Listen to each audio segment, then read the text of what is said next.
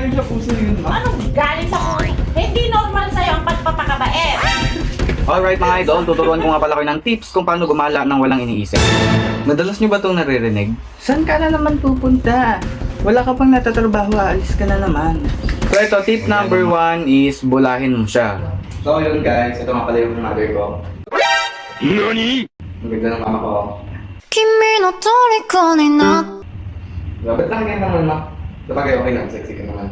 ても気持ちは伝えてしまう Tip number 2, pagsilbihan mo.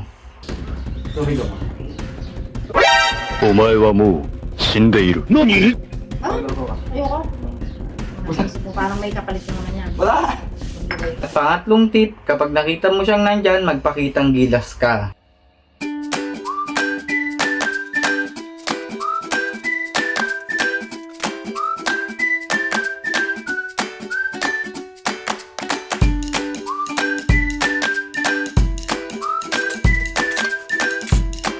At sa bandang huli, humingi ka ng pera kasi wala nang magagawa yan. Kasi nga, gumawa ka na ng pampalubag loob mga bossing. Mga ba magte-tennis o tatambay? Ang hanggang boy pang kanto. Kanto? Cheap. Chip? Kakaganto. Tama na yan. Ayun! Punta na ako, ma. Huwag ka na. Ayun ko, mag-ayos ka. Ha? Ano sabi mo?